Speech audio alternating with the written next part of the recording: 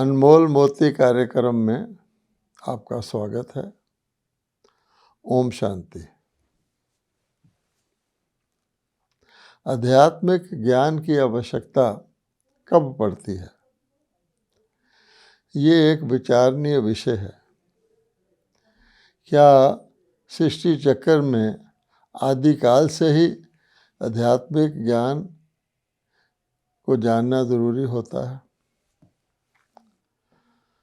आप देखेंगे कि जो दुनिया के अंदर मनुष्य विचरते हैं, चाहे वो मनुष्य हों, चाहे महात्मा हों या देवताएं हों, वो शरीरधारी के रूप में ही यहाँ आते हैं, शारीरिक जन्म लेते हैं और सारा जीवन उनका कार्य जो है वो शरीर से ही चलता है।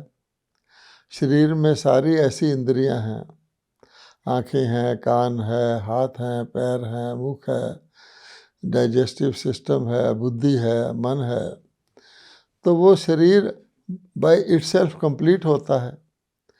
वैसे भी आप सोच सकते हैं कि सतयुग, जिसको देवताओं की दुनिया भी कहते हैं और स्वर्ग, बहिश्त, जन्नत, वैकुंठ, हेवन कहते हैं, वहाँ तो देवी देवता रहते हैं। तो वहाँ पर किसी को सुख का सारा सुख ही सुख रहता है, किसी चीज़ का अभाव नहीं रहता, आयु पूरी रहती है, अमर लोक कहलाता है। तो वहाँ पर किसी को आध्यात्मिक ज्ञान, आत्मा परमात्मा के ज्ञान की तो आवश्यकता रहती ही नहीं होगी, क्योंकि कहा जाता है दुख में सिमरन सब करे, सुख में करे ना कोई। तो परमात्मा को याद करना, अपने आप को मानना आदि की तो वहाँ बात ही नहीं रहती। इसलिए हम कह सकते हैं कि सतयुग में और त्रेता युग, जो कि श्री राम जी का राज्य दिखाया गया है, तो सतोगुणी और सतो प्रधान सूर्यवंशी और चंद्रवंशी, जिसको कहा जाता है देवताओं की दुनिया में, तो किसी प्रकार की आध्यात्मिकता की आवश्यकता ही नहीं रहती, क्योंकि वहाँ सुख ही सुख है। अब जब द्वापर युग आता है, दुख शुरू होता है, तो मनुष्य दुख का कारण ढूंढते हैं और सोचते सोचते फिर वो सोचते हैं कि शरीर तो छूट जाता है, शरीर के बाद आत्मा कहाँ जाती है, आत्मा जन्म लेती है तो कहाँ से आती है, और भिन्न भिन्न प्रकार के जन्म भिन्न भिन्न लोगों के होते हैं। किसी का अच्छे ज़्यादा अमीर घर में होता है, किसी का कम में होता है, कई प्रकार की सोचते हैं। तो उन्हें आध्यात्मिकता की खोज करनी पड़ती है।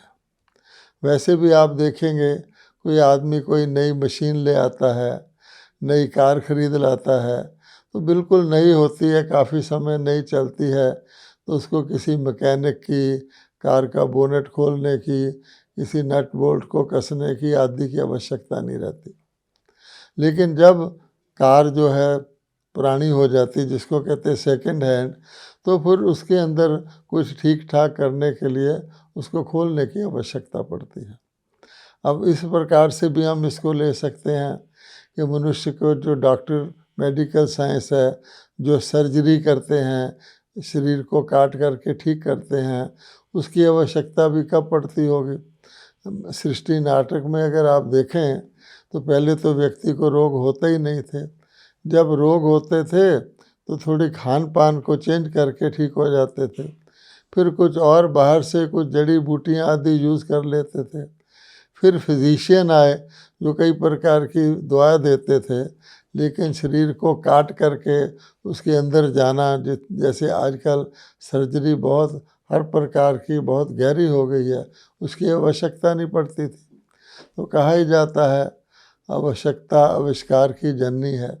तो ये आध्यात्मिक भी ज्ञान की आवश्यकता तब पड़ती है जब, और तब उस वक़्त व्यक्ति यानी आध्यात्मिक बातों की खोज करता है। तो हम जानते हैं कि आत्मा के बारे में, परमात्मा के बारे में, सृष्टि नाटक कैसे चलता है, कर्म के क्या होते हैं, कई प्रकार की, अनेक प्रकार की कई बार की तो आपस में विरोधाभासी इस प्रकार की मंतव्य और मान्यताएं चली आती हैं, अनेक प्रकार की चली आती हैं। फिर भी हम जानते हैं कि दुख बढ़ता जा रहा है, अशांति बढ़ती जा रही है। सारे मनुष्य किसी एक बात पर सहमत भी नहीं होते कि आत्मा क्या है, परमात्मा क्या है, सृष्टि चक्र कितने युगों का होता है, और उनकी आयु कितनी होती है, अनेक मतें हैं। अर्थात हर प्रकार का भिन्नता है, एकता भी नहीं है, और बहुत सारा जिसको कहते हैं ना कन्फ्यूज़न मनुष्य के अंदर है। तो ऐसी परिस्थिति में मनुष्य आत्मा का नाम तो लेते आए हैं, आत्मा को परमात्मा भी कह देते हैं, आत्मा को परमात्मा का अंश भी कह देते हैं, फिर आत्मा के पुनर्जन्म के लिए भी कह देते हैं कि 84 लाख योनियों में कई कहते हैं आत्मा पुनर्जन्म लेती है, कोई कहते हैं आत्मा जाके पुनः परमात्मा में लीन हो जाती है, इत्यादि इत्यादि। और दुख बढ़ता जाता है, अशांति बढ़ती जाती है, अर्थात आध्यात्मिकता के बारे में अज्ञान ज़्यादा फैल गया है। इसीलिए इसको अज्ञान अंधकार कहा गया है। और मनुष्य प्रेयर करते हैं, हे परमात्मा मुझे अंधकार से प्रकाश की ओर ले चलो, प्रार्थना करते हैं परमात्मा मेरी आत्मा को बुद्धि दो, मुझे पापों से मुक्त करो, आदि आदि। सार कहने का ये है कि जैसे कि भगवत गीता में भगवान ने कहा है कि जब इस प्रकार का अंधकार फैल जाता है, धर्म की गिलानी हो जाती है, अर्थात मनुष्य मर्यादाओं को जानते ही नहीं जो उन पर चलें या उनको छोड़ चुके होते हैं, तो आप समझ लीजिए कि दुख बढ़ता है। अब भगवान ने ऐसी परिस्थिति में कहा हुआ है कि मैं धरती पर आता हूँ और आकर के पुनः आपको आध्यात्मिक ज्ञान दे करके आत्माओं को पुनः इतनी प्योर कर देता हूँ कि उसके बाद उनको आध्यात्मिक ना तो आध्यात्मिक ज्ञान की आवश्यकता पड़ती है और ना ही किसी प्रकार की उनको डीप जाने की, क्योंकि वो शरीरधारी देवता अमर लोक में सुख शांति से रहते हैं। नेचुरली स्वाभाविक तौर पर परमात्मा ये ज्ञान बिल्कुल कलयुग के अंत में देते हैं, क्योंकि इस चक्कर में देखा जाए तो सबसे नई दुनिया सतयुग से शुरू होती है और फिर वो सबसे पुरानी कलयुग के अंत में हो जाती है, और कलयुग के अंत के बाद ही सतयुग की याद का नंबर आता है। ये तो सीधी समझने की बात है। अब भगवान कहते हैं कि जब मैं अवतरित होता हूँ तो आत्मा के बारे में क्या ज्ञान देता हूँ। हम पहले तो आत्मा से शुरू करते हैं। तो हम जानते हैं कि वर्तमान समय निराकार परमात्मा शिव ब्रह्मा जी के माध्यम में से द्वारा हमको सच्चा आत्मा का ज्ञान दे रहे हैं, और उस ज्ञान को सुनने वाले हम भाई बहन ये जानते हैं कि परमात्मा ने आत्मा की तुलना समझाने के लिए दो चीज़ों से की है। एक तो कहा जाता है, मानते भी हैं लोग, भ्रुकुटी के बीच में चमकता है एक अजब सितारा, यानी दो आँखों के मध्य में, जिसको सेंटर ऑफ द फोरहेड कहते हैं, वहाँ पर आत्मा का निवास है। और आत्मा क्योंकि लाइट स्वरूप है, ज्योति बिंदु स्वरूप है, और अगर उसको एक प्रकार से देखें तो जैसे चमकता हुआ सितारा होता है, एग्जाम्पल दी गई है, उस प्रकार से मनुष्य आत्माओं की भ्रुकुटी के बीच में अगर वो आध्यात्मिक अभ्यास करते हैं तो अपने और दूसरों में देखते हैं कि भ्रुकुटी के मध्य में एक लाइट की ज्योति बिंदु है जिसको अजब सितारा कहा गया है। और दूसरा नाम आत्मा को हीरे से भी उसकी तुलना की जाती है, क्योंकि सृष्टि के अंदर जो हीरा होता है, डायमंड होता है, वो भी चमकदार होता है, और वो भी एक प्रकार के, वैसे जीवन के साथ भी कहा जाता है कि हीरे तुल्य जीवन, तो उस हिसाब से भी कहा जाता है कि आत्मा की तुलना हीरे से भी की जा सकती है। एक छोटा सा लाइट का ज्योति बिंदु, लेकिन आत्मा सितारा भी चैतन्य है और हीरा भी भले तुलना करें वो चैतन्य है। तो जब परमात्मा अवतरित होते हैं तो हमको ये ज्ञान देते हैं कि हम सब के फोरहेड में एक छोटा सा ज्योतिर्बिंदु है, चैतन्य ज्योतिर्बिंदु है, जिसको भगवान हीरे से तुलना करते हैं। क्यों? इसलिए कि जिस युग में भगवान ज्ञान देते हैं वो कलयुग का अंत होता है और सतयुग की आदि का दोनों का संधि काल होता है कि जब ज्ञान मिलता है तो कलयुग तो अंत हो जाता है ज्ञान लेने वालों के लिए। यद्यपि रहते तो वो कलयुग की दुनिया में ही हैं, लेकिन आत्मिक ज्ञान के बाद उनका एक अलग प्रकार का जीवन का दृष्टिकोण सब कुछ उनका अलग तरह का हो जाता है, जिसको हम अलौकिक का नाम भी दे सकते हैं कि ना तो लौकिक है इस शरीर का है, ना पर इस दुनिया का है, ना परलौकिक है जो परम धाम का जहाँ आत्माएं रहती हैं। अलौकिक जीवन भगवान बनाते हैं और इसीलिए भगवान खुद कहते हैं कि जब मैं धरती पर आता हूँ मैं शारीरिक जन्म नहीं लेता हूँ माता के गर्भ से, मेरा जन्म अथवा अवतरण दिव्य और अलौकिक है, क्योंकि परमात्मा भी अलौकिक विधि से आते हैं, अपना शरीर धारण नहीं करते, पर काय प्रवेश करके उसको अपना माध्यम बनाते हैं जिसका नाम वो ब्रह्मा रखते हैं। अब उस समय भगवान आके हमको जो ज्ञान देते हैं उसका वर्णन जो है सुदर्शन चक्र के रूप में किया गया है। तो सुदर्शन चक्र भी कोई हिंसक शस्त्र नहीं था, बल्कि परमात्मा ने धरती पर आकर के आत्माओं को सृष्टि चक्र में सो का दर्शन कराया था। भाव अर्थ ये है कि सृष्टि चक्र में आत्माएं सतयुग से लेकर त्रेता द्वापर कलयुग के अंत तक कैसे कैसे चक्कर लगाती हैं, कैसे कैसे यात्रा करती हैं, और फिर वह सृष्टि चक्र अनादि है वो पुनः वृत्त होता है। ये सारा ज्ञान भगवान देते हैं और इसलिए वो समय जो होता है जब आत्मा का ज्ञान देते हैं तो आत्मा क्योंकि अनादि अविनाशी है, आत्मा एक ज्योतिर्बिंदु है लेकिन इम्पेरिशेबल ज्योतिर्बिंदु है, इसलिए वो कहा जाता है, उस युग को भी कह दिया गया है डायमंड एज, हीरक युग, यानी हीरे तुल्य युग, क्योंकि उसी युग में आत्मा जो बिल्कुल सच्चा प्योर हीरा थी वो बाद में युगों में आकर गुणों के प्रभाव में आकर के सतो रजो तम में आकर के आत्मा पावन से पतित बन जाती है। उस समय भगवान आत्मा को ज्ञान देते हैं कि देखो तुमको अब आत्मा भ्रिकुटी के बीच में तो है, लेकिन देवताओं की भ्रिकुटी के बीच में प्योर आत्मा थी, पावन आत्मा थी। अब कलयुग के अंत में आकर के आत्माएं इम्प्योर हो गई हैं। हम प्रेयर भी करते हैं, हे पतित पावन भगवान आओ, तो पतित को ही कहा जाता है कि आत्मा तमोगुणी हो गई है। वो जो देवता जी की आत्मा थी वो जो है जाकर के अगर भाषा यूज़ करें साधारण समझाने के लिए तो संगम युग में हीरे तुल्य होती है। फिर जब वो सतयुग में आत्मा आती है, क्योंकि आत्मा तो हीरे तुल्य दोबारा बन जाती है, पतित से पावन बन जाती है, लेकिन शरीर कभी भी हीरे तुल्य नहीं बनता, शरीर सोने तुल्य बनता है। अर्थात जैसे सोने में भी चांदी तांबा आदि का मिलावट हो जाता है, उसको जब पुनः प्योरीफाई किया जाता है तो प्योर सोना बन जाता है।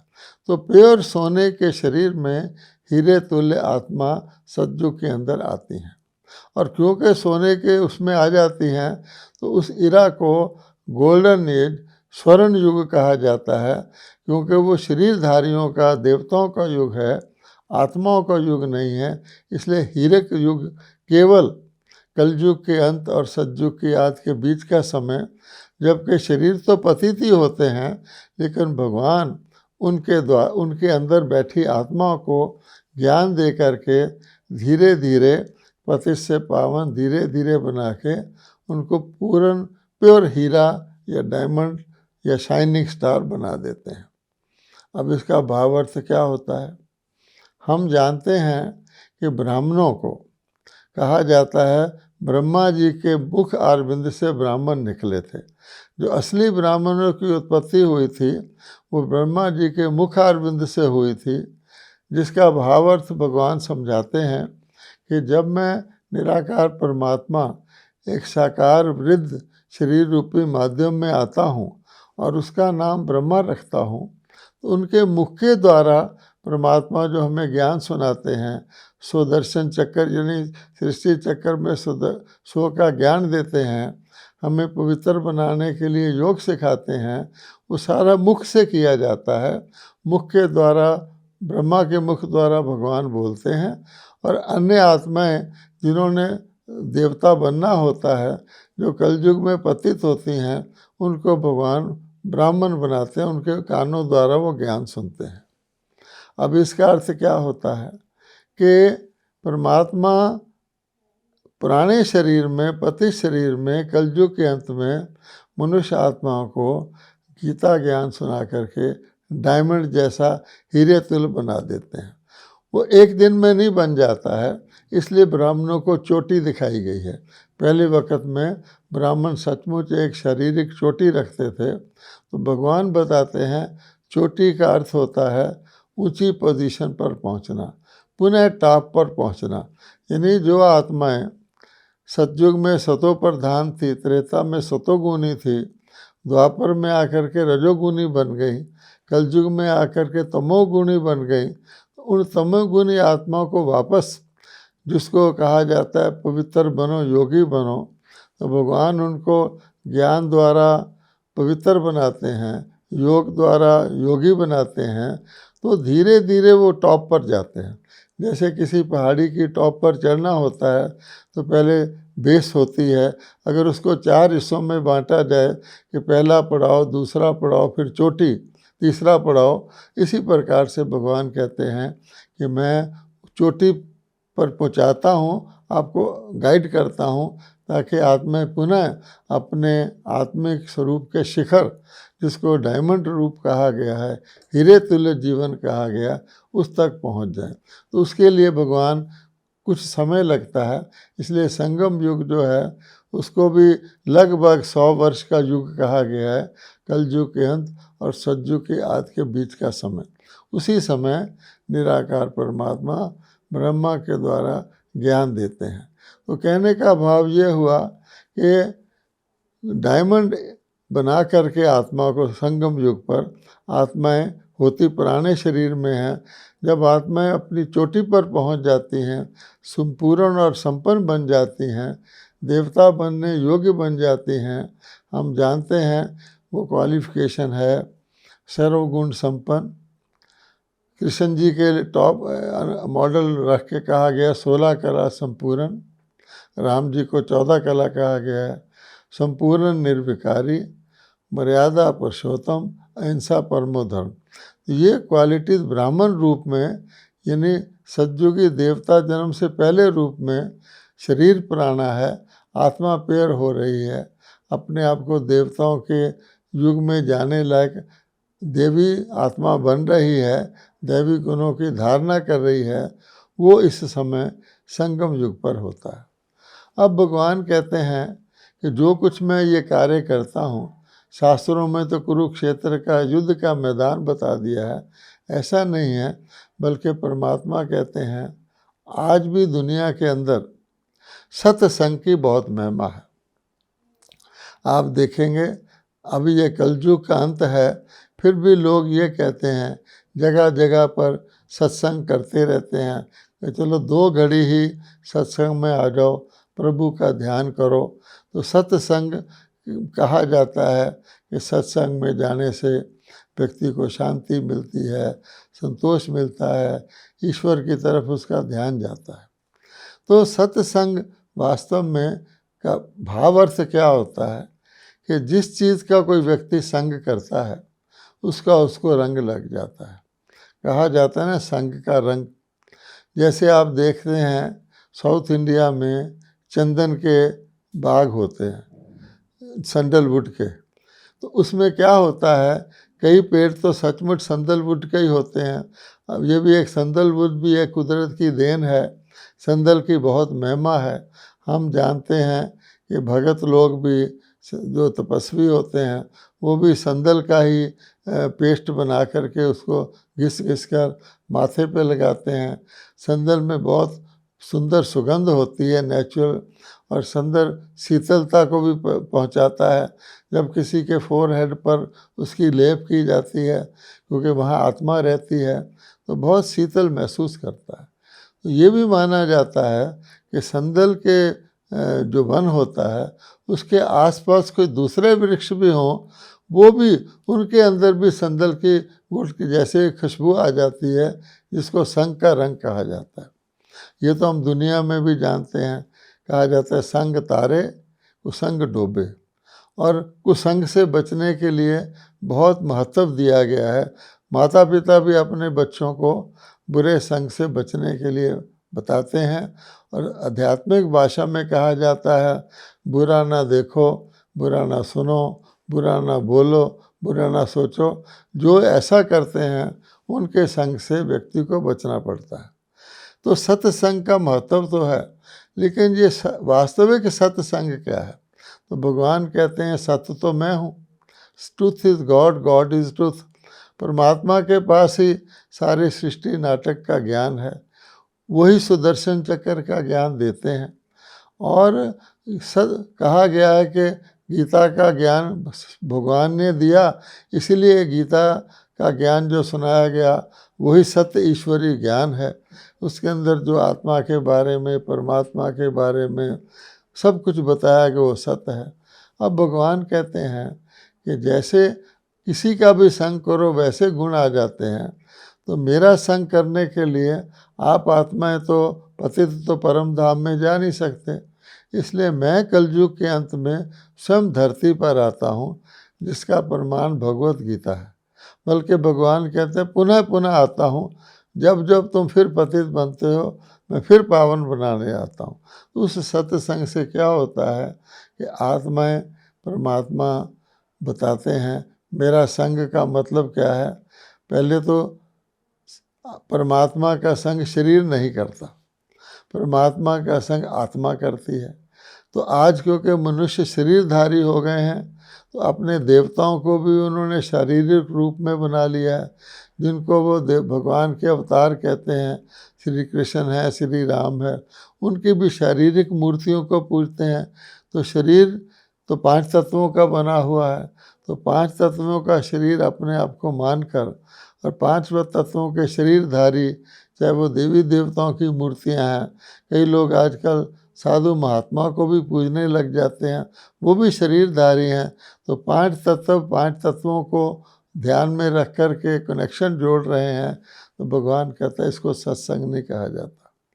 सत्य मैंने पहला परमात्मा, दूसरा आत्मा भी सत्य है। गीता में क्या कहा गया है कि तुम आत्मा हो, तुम शरीर नहीं हो। शरीर तो नश्वर है, शरीर तो बदलता रहता है। जो आत्मा है वो सत्य मैंने एक तो सच्ची है, ओरिजिनल रूप में सत्य है, और दूसरे एटर्नल है, जो चीज़ कभी ख़त्म ना हो, जिसका कभी नाश ना हो, जो अनादि अविनाशी हो, जो शाश्वत हो, उसको आत्मा कहा जाता है। तो भगवान कहते हैं अपने आप को भी सत्य आत्मा मानकर यही ज्ञान देते हैं कि प्रकृति के बीच में रहता एक अजब सितारा निराकार ज्योति बिंदु मानकर अपने आप को ओरिजिनल हीरे तुल्य आत्मा मान करके, जो भगवान हमको आत्मा को कौड़ी तुल्य से हीरे तुल्य बनाते हैं, तो हमारा जीवन भी हीरे तुल्य हो जाता है। वरना भगवान कहते हैं कि कलयुग में हर व्यक्ति कहता है कि मेरा जीवन तो कौड़ी तुल्य हो गया, वर्थ नॉट ए पैनी हो गया।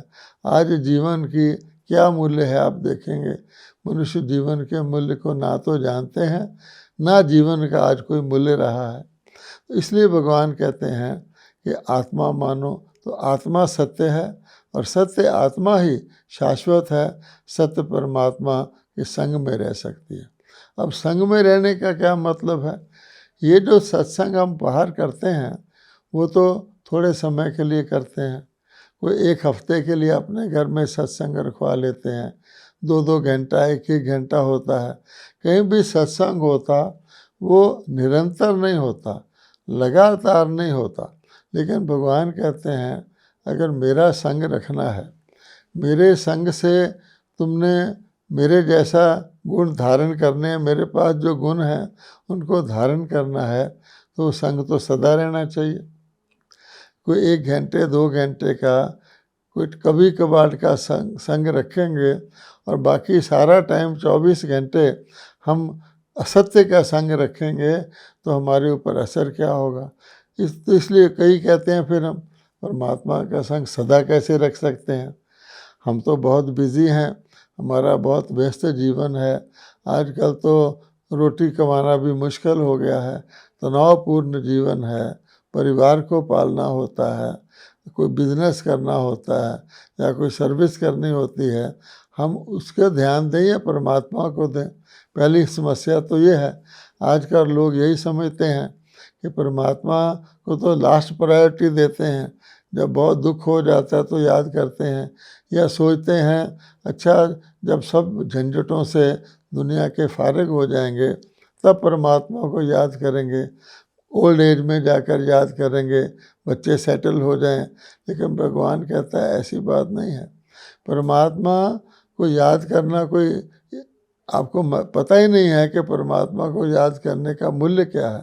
परमात्मा कहते हैं मैं तो तुम्हें शक्ति देता हूँ और शक्ति से तुम्हारा सारा जीवन अच्छा चलता है। तो पहले शक्ति लेंगे या सारा जीवन कमज़ोरी से चलाकर फिर शक्ति लेंगे। इसलिए भगवान कहते हैं कि एक तरफ तो लोग छोटे से बच्चे को भी गुरु करा देते हैं कि बिना गुरु के ना मर जाए, और बच्चे को भी मंदिर ठिकाने में ले जाते हैं, शायद इसके कान में भी कुछ पड़ जाएगा।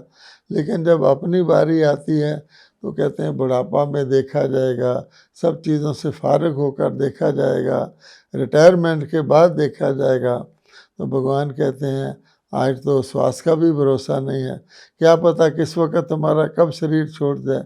इसलिए भगवान कहते हैं सत्संग निरंतर मेरा संग रखने के लिए मन से मुझे याद करना है, और अब बाकी अपना कर्म योगी बन के कारोबार भी करना है, क्योंकि याद हमेशा मन में रहती है।